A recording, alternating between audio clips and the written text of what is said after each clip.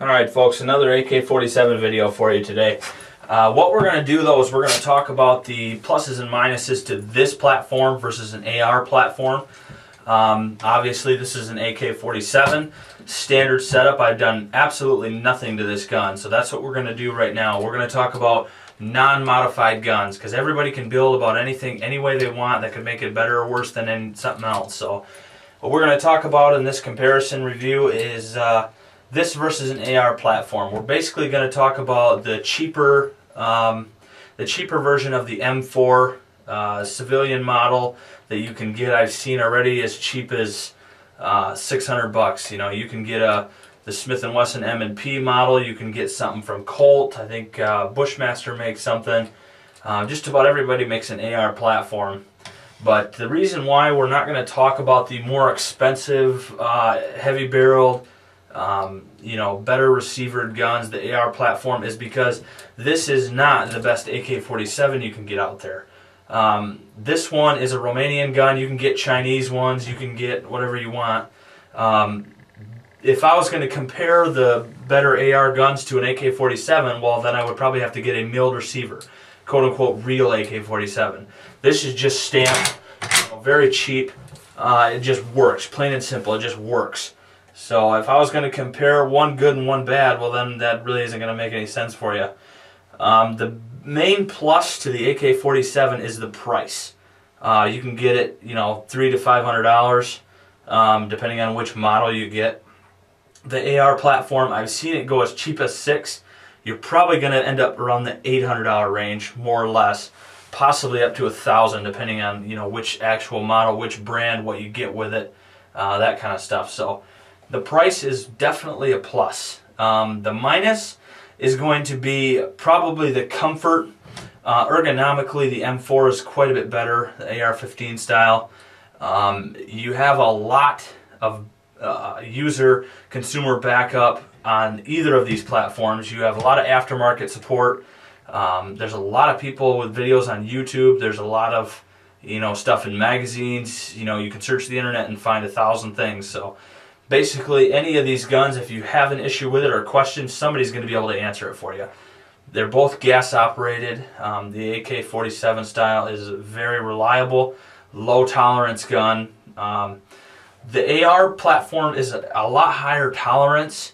I've never heard of any problems, but basically the general consensus is that they're probably not quite as reliable. They're a little bit more touchy on sand. You get sand in the gas system or the bolt, it doesn't work as good. This thing is so open with just a tin cover. Basically, you could, you know, pack it full of mud and it's just going to fall at the bottom and ain't going to matter anyway.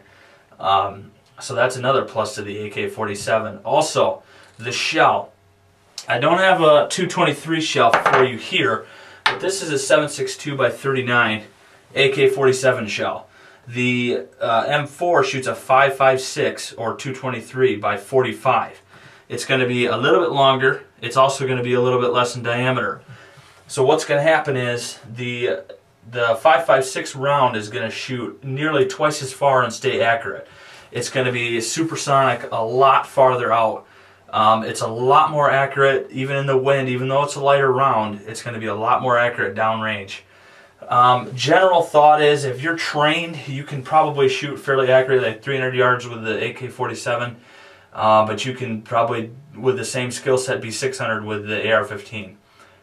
You know, normal guy just shooting out in the woods, probably talking 150 yards and 300 yards for the AR-15, the 223. So it all depends on what you're going to do. The AK-47, though, with this ammo, will go through a lot more steel. It's going to go through basic body armor like a breeze. And it's going to go through a lot more than that too. You just got to see. We've had it go straight through. God, I'm trying to think of what that was. I think it was 3/8 metal. Plate steel. I don't think it was quite ½ inch, but we had to blow a hole through every single time, just crisp and clean. You can stick your finger right through it. So the AR-15 with a 223 round will never do that. You're probably going to go through basic body armor, but it's not going to be near as good or near as often. So one of those things, you know, it's kind of known that the AK-47 will, you know, blow the hand off the guy, but the AR-15 will shoot the mosquito off his arm. So it's one of those deals that whatever you're going to do with it, how much you want to spend. Know a lot of guys with the AR-15 setup that really liked them. It's probably about the same cost of shooting each one, because you can get surplus full metal jacket ammo for the 223 all day long too. Another reason why I prefer the AR platform over the AK platform is the AR-15 has a mag well around where you put the receiver, and what that does is that allows for the magazine to slide up straight and lock. As you can see, this one you actually have to hook in there and then snap, and then to remove it you have to push this and go out in the same motion. On an AR, slides right in, and then the button is actually reachable with your index finger right about in this area here. So it makes for easier magazine attachments and detachments. Also, what it does is it allows you to, if you're doing any competitions, it allows you to speed reload. You can keep holding the gun with this hand, drop the clip, grab one out of your belt, and put it back in with your left hand. So it's kind of a faster way to do it. The Sega 12 actually you can do that on, which is based after the AK-47. I'm not sure if there's a weld-on mag well for the AK or not. I'm assuming you could probably figure something out one way or another. So just another reason I would prefer the AR over the AK. I have an AK because of the price, so you know it's a lot. It's as cheap to shoot as an AR. For what we do, closer range, it shoots just as good.